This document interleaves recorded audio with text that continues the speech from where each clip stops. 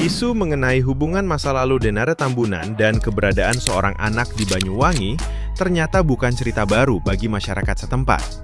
Ressa Rizky Rosano mengungkap bahwa desas-desus itu sudah lama beredar, bahkan sejak ia masih duduk di bangku SMP. Meski begitu, Ressa memilih menelusuri kebenaran dengan caranya sendiri setelah menyadari bahwa paman dan bibinya, adik kandung almarhumah Emilia Contessa, bukan orang tua biologisnya. Selama bertahun-tahun, ia hanya mengenal Denada sebagai kakak sepupu dan memanggilnya Mbak. Dalam proses pencarian identitas, Ressa tetap berusaha mandiri, bekerja sambil kuliah, hingga akhirnya terpaksa berhenti di semester 4 karena keterbatasan biaya.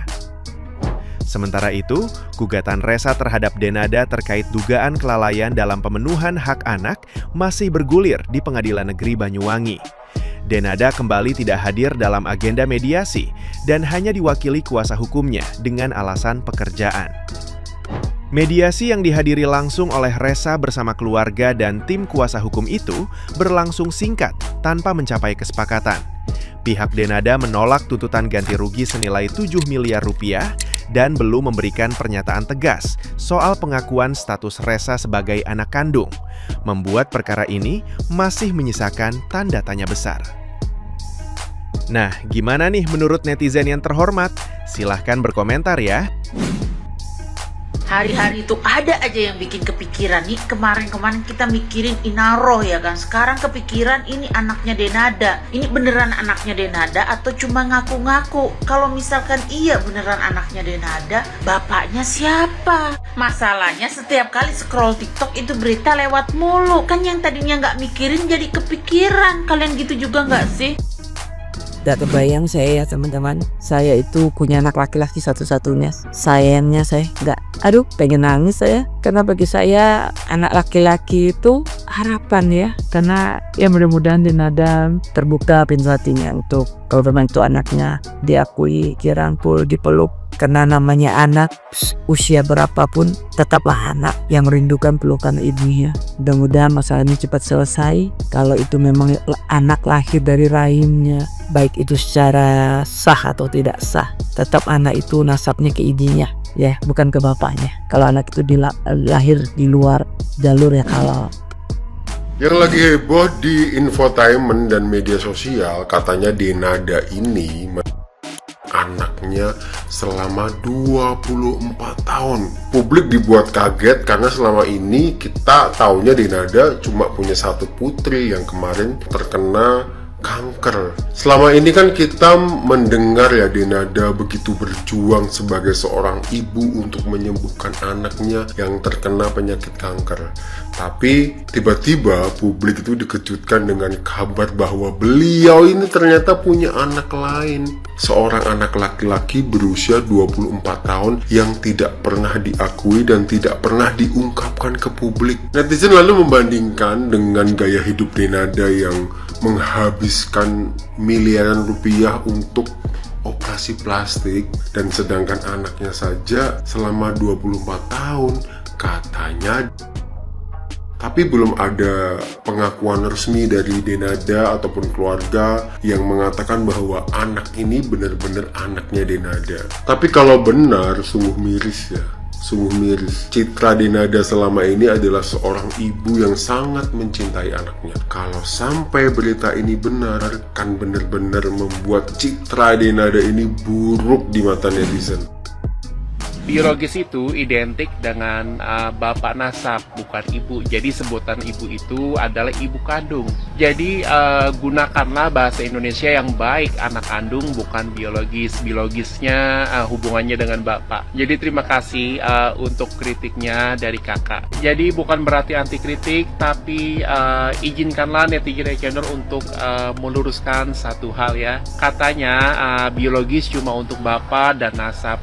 Ini penting banget sahabat channel karena masih banyak yang mencampurkan ternyata ya antara bahasa, agama, dan hukum dalam satu nafas. Jadi pertama-tama secara bahasa Indonesia kata biologis itu artinya hubungan darah atau proses biologis. Ibu yang mengandung dan melahirkan itu justru contoh paling jelas dari hubungan biologis. Jadi istilah ibu biologis itu tidak salah menurut hemat netizen channel ya, dan dipakai luas dalam literatur hukum maupun praktik di pengadilan. Kedua, secara hukum Indonesia, istilah biologis biasanya dipakai untuk membedakan mana sih orang tua biologis, mana orang tua angkat, dan mana juga orang tua asuh. Jadi ini penting banget dalam perkara perdata, termasuk kasus yang lagi rame dibahas sekarang ya, kasus Denada Tambunan. Jadi kenapa sih netizen channel konsisten pakai istilah biologis? Karena dalam perkara ini yang sedang diuji bukan sekedar perasaan, tapi status hukum. Jadi belum ada pengakuan hukum sebelumnya, belum jelas data administrasinya ya si anak yang 24 tahun itu, akta lahirnya, kakaknya, ijazahnya pakai atas nama siapa orang tuanya. Nah, disinilah istilah biologis jadi sangat relevan ya. Karena kalau kita lihat,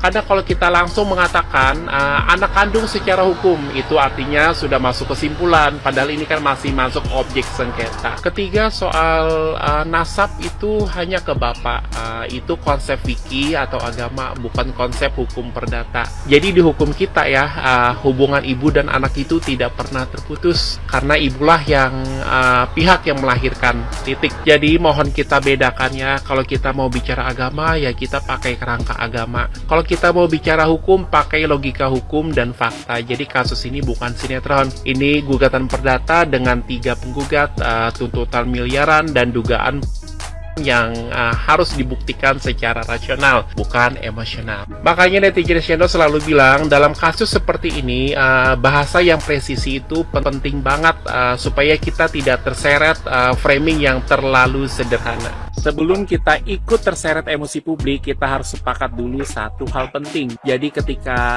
sebuah perkara sudah masuk gugatan, maka yang diuji itu bukan lagi rasa iba, tapi fakta dan logika hukum.